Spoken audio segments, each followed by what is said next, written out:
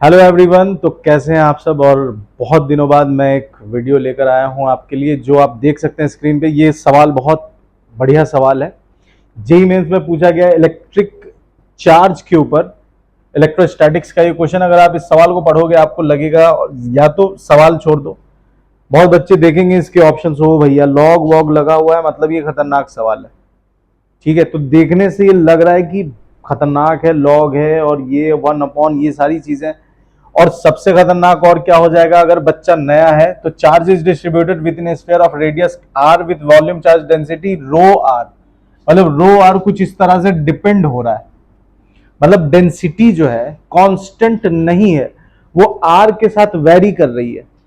ठीक है, where a and small a are constant, if capital Q is the total charge of this charge distribution, the radius capital R is क्या होगा। तो सवाल देखने में टफ लग रहा है लेकिन ये कोई टफ नहीं है, प्योर मैथ्स है इस सवाल में, इसमें कोई फिजिक्स नहीं है। बनेगा कैसे, तो चलो मैं बताता हूं कैसे बनेगा।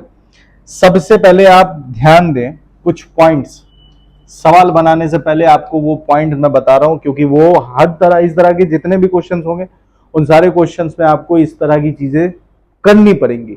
पहली चीज, क्या यहां पर डेंसिटी कांस्टेंट है। आप कहोगे नहीं, वो वेरी कर रहा है, मतलब डिस्टेंस फंक्शन है किसका, रेडियस का, और वो वेरी कर रहा है कुछ इस इक्वेशन के तहत। ठीक है, इस इक्वेशन के तहत वो वेरी कर रहा है, कौन, ये डेंसिटी। तो इसका मतलब कि डेंसिटी अगर वेरिएबल है तो वेरिएबल चीजें जहां आएंगी पहली फुर्सत में आपको कैलकुलस की मदद लेनी है। पहली फुर्सत में आपको कैलकुलस की मदद लेनी है। अगर डेंसिटी जहां भी आ जाए, बात समझ में आ रही है, तो जहां भी डेंसिटी डेंसिटी नहीं, जहां भी वेरिएबल चीजें आएंगी आपको पहली फुर्सत में कैलकुलस ले लेना। और कैलकुलस कैसे लेंगे, तो एलिमेंट लेंगे। क्या लेंगे, एलिमेंट। सबसे पहले किस तरह से ये सवाल सॉल्व होगा, तो सबसे पहले आपको एलिमेंट लेना है, उस एलिमेंट के लिए काम करना है और फिर उसको इंटीग्रेट कर देना, आंसर आपके हाथ में। यही कहानी यहां है, प्योर मैथ्स, कोई फिजिक्स नहीं है। सवाल है फिजिक्स का लेकिन इसमें कोई फिजिक्स नहीं है। तो सबसे पहले हम एलिमेंट लेंगे, यहां लिख देता हूं मैं, एलिमेंट लेंगे बहुत आराम से और कायदे से एलिमेंट लेंगे। अब स्फीयर है, तो याद करो स्फीयर को तोड़ने का तरीका क्या था। स्फीयर को तोड़ने का तरीका, स्फीयर को तोड़ने का तरीका क्या है, ध्यान से देखो। आर पर जाकर, आर पे जाकर डी आर की एक स्फीयर लेंगे। ये स्फीयर को मतलब कि वॉल्यूम, वॉल्यूम वाली चीज है ना, स्फीयर आर पे जाकर डी आर की एक स्फीयर लेंगे। कैसे, देखो ये रहा आपका स्फीयर, मान लो,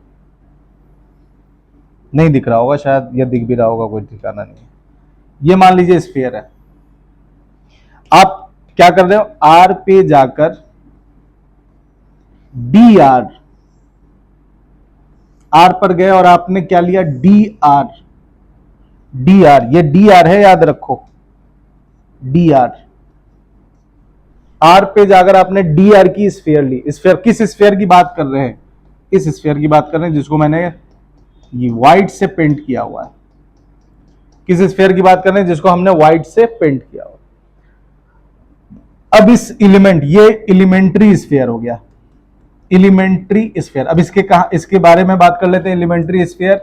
अब जब ये एलिमेंट्री स्फीयर है तो इस एलिमेंट्री स्फीयर की वॉल्यूम क्या होगी, elementary sphere volume dv, volume dv. अच्छा डीवी क्या, डीवी है तो वॉल्यूम का फॉर्मूला क्या होता है, area into length, area into height, area into height. अच्छा एरिया क्या होगा, तो इसका कर्व सरफेस एरिया, इसका एरिया क्या होगा, कर्व्स मतलब टोटल सरफेस एरिया, तो टोटल सरफेस एरिया हो गया 2 पाई आर, एरिया हो गया। अच्छा हाइट कितनी है इसकी, डी आर जितनी, हाइट कितनी है इसकी, डी आर, तो डी आर। ये हमने डीवी निकाल लिया, क्या निकाल लिया हमने, dv. Dv is equal to 2 pi R D R, ये हमने डीवी निकाल लिया। अब इसके पास चार्ज कितना होगा, this element has charge, colour change कर लेता हूं, this element has charge, this element has charge dq, element के पास चार्ज कितना होगा, dq। अच्छा dq तो आपने पढ़ा होगा वॉल्यूम चार्ज डेंसिटी होता है rho is equal to Q by V. यहां आप लिख सकते हो rho is equal to D Q by D V. तो जब हम डी क्यू निकालने की बात करेंगे डी क्यू तो हो जाएगा रो डी वी, बस कहानी खत्म। D q is equal to क्या हो जाएगा, रो डी वी। बस अब इसको इंटीग्रेट कर दो, आ जाएगा। तो कैसे, आपने डीवी निकाल लिया, रो आपको गिवन है, तो डी क्यू की वैल्यू होगी d q is equal to rho dv. अब यहां से स्टार्टिंग से ही पूरा मैथ्स है।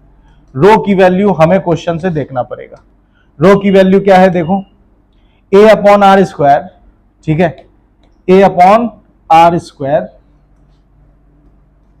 ठीक है, E to the power minus two R upon A, यही है शायद। ए अपॉन आर स्क्वायर, याद रखे, A upon R square E to the power minus two R upon A, E to the power minus two R upon A, E to the power minus two R upon A, ठीक है। ये हमने रो और यहां डाल दिया हमने DV, ये हमने डाल दिया डीवी, तो ये आ गया डी क्यू। अब देखो हमें इस दोनों तरफ क्या करना है, इंटीग्रेट करना है ताकि हम रिजल्ट तक पहुंच जाएं। दोनों तरफ इंटीग्रेट करना है, ये जीरो से क्यू तक और रेडियस जीरो से आर तक, क्योंकि डीवी, ठीक है, डीवी की वैल्यू पुट कर देंगे। और हम किसको इंटीग्रेट कर रहे हैं, हम स्फीयर को इंटीग्रेट कर रहे हैं, ठीक है। तो लिमिट कहां से कहां तक होगा, जीरो से आर। तो डी क्यू की इंटीग्रेशन, डी क्यू का इंटीग्रेशन क्या हो गया, क्यू इज इक्वल टू इसमें से a by R square E to the power minus two R upon A, और डीवी की वैल्यू क्या डाल दो, two pi R D R, जो अभी हमने निकाला है टू पाई आर, सॉरी गड़बड़ हो गया, टू पाई आर तो सरकमफ्रेंस होता है, फोर पाई आर स्क्वायर, कैसे मिस्टेक कर सकते हो sir, four pi R square, four pi R square area, four pi R square area. तो यहां भी हम उसे करेक्ट करेंगे, four pi R square, four pi R square d R, ठीक है। अब ध्यान से देखो, इंटीग्रेशन है, याद रहे, जीरो से आर तक। अगर तुम ध्यान से देखो तो Q इज इक्वल टू कोई ढिच्चिक ढिच्चिक हो जाएगा, आर स्क्वायर से आर स्क्वायर हो गया ढिच्चिक ढिच्चिक, बाहर निकाल दीजिए।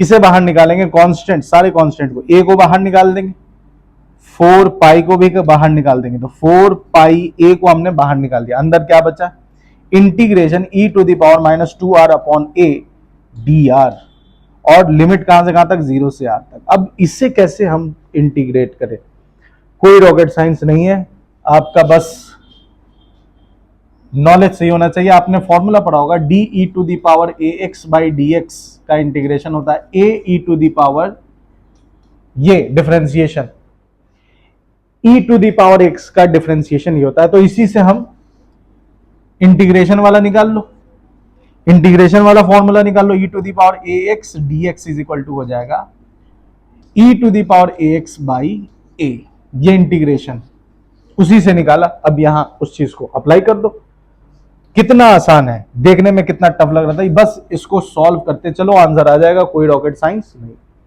Q is equal to four pi A बाहर ही है, इसके लिए मैं कलर चेंज कर देता हूं, ठीक है, फोर पाई ए बाहर कर दिया, इसको डिफरेंशिएट करेंगे। ध्यान से देखो, ए की वैल्यू, अगर आप ध्यान से देखो तो यहां जो ए है वो है एक्चुअली में फॉर्मूला वाला जो ए है वो यहां पर है माइनस टू बाई ए, ये फॉर्मूला वाला एफ डब्ल्यू मतलब फॉर्मूला वाले ए की वैल्यू, तो ए बाहर निकालेंगे, ठीक है, तो ये आ जाएगा माइनस, डिवाइड में है ना, तो ये आ जाएगा माइनस वन बाई ए की जगह लिखना है, रुक जाओ, one by minus two by A, ये हमने लिख दिया, ए की जगह हमने लिख दिया वो वैल्यू। अब ई की पावर ए, अब पूरा लिख दो, minus two R by A, ये हमने डिफरेंशिएट कर दिया है, सॉरी इंटीग्रेट कर दिया, और लिमिट डाल दिया जीरो से कहां तक, आर तक। अब आगे बढ़ते चलो और आंसर आ जाएगा, Q इज इक्वल टू, इसको बाहर कर दो तो ये कितना आ जाएगा, फोर पाई ए, और ये ए ऊपर चला गया, और बाई टू, ठीक है, माइनस बी, और अब अपर लिमिट रखेंगे तो आ जाएगा minus two R by a minus और जब हम जीरो डालेंगे तो जीरो मतलब पूरा जीरो, और किसी भी चीज के पावर की वैल्यू अगर जीरो हो तो उसकी वैल्यू होती है 1। बस कहानी। और ये 2 से 2 काट दो, तो Q की वैल्यू कितनी आ गई? Q की वैल्यू आ गई 2 pi AA। 2 pi AA minus को अंदर भेजेंगे तो यह आ जाएगा 1 minus e to the power minus 2r by a। अब इसको इधर भेज दो। मैथ्स ही है, स्टार्टिंग से ही आपको लग रहा होगा मैथ्स है। Q बाई 2 पाई AA इधर आ गया 1 minus e to the power minus 2r by a। अब इसको इधर भेज दो, एक तरफ e को रखोगे उसको तो यह आ जाएगा e to the power minus 2r by a is equal to 1 plus 1 minus, sorry ये उधर चला गया, 1 minus Q by 2 pi AA। कहानी समझ में आ रही है? Yes sir. अब इसका रेसिप्रोकल कर दो, पावर है तो इसको क्या लिख सकते हैं? ऐसे लिख सकते हैं 2r by a is equal to आ जाएगा 1 minus Q by 2 pi a। अब इसको मैं ऊपर लिखूंगा, देखो ध्यान से। अब मैं इसको ऊपर लिखूंगा, ऊपर कर दूंगा तो ये आ जाएगा e to the power 2r by a is equal to, तो ये भी ऊपर हो जाएगा, मतलब ये नीचे चला जाएगा, ये नीचे चला जाएगा तो इसको मैंने ऐसे लिख दिया 1 minus Q by 2 pi AA। अगर इतने पर ही अगर आप ऑप्शन चेक करो 1 अपॉन 1 माइनस क्यू बाई 2 पाई, तो आप देख सकते हो 1 अपॉन वाला एक ही नहीं दो फॉर्मूला है। तो इतना तो पता चल गया कि बी और सी यहां पर नहीं है, ए और डी में से कोई होगा। तो चलो आगे बढ़ते हैं और इसमें से निकाल लेते हैं, ठीक है। अब यहां पर क्या जरूरत है? यहां पर जरूरत है लॉग लगाने की, ठीक है। लॉग लगा दो, आंसर आ जाएगा। तो इसको अगर हम लॉग लगाएं, अप्लाइंग लॉग बोथ साइड, ठीक है, अप्लाइंग लॉग बोथ साइड। अगर हम लॉग लगाए तो इसको क्या लिख सकते हैं? देखो इसको लिखेंगे 2r बाई a, उधर आ जाएगा log 1 by 1 minus Q by 2 pi AA। ये हमने लॉग लगाया दोनों तरफ, तो उससे जो रिजल्ट है हमारा वो कुछ इस हिस्से में चेंज हो गया। अब r is equal to a by 2, अब आप पहुंच गए होंगे 1 minus 1 by q by 2 pi AA। ये रेडियस निकल कर आ गया, इसमें कहीं कोई फिजिक्स का यूज नहीं हुआ है। तो ये आप देख सकते हो, ये ऑप्शन नंबर है डी, ऑप्शन नंबर है डी। ध्यान से देखो, अगर option number D, option number D, समझ में आ रही बात? तो इसमें कहीं कोई फिजिक्स का यूज हुआ है नहीं। आपने एलिमेंट लिया और ऐसा आप डेरिवेशंस में भी करते हो, बहुत सारे डेरिवेशंस हो गए जिसमें आपने ऐसा काम किया होगा।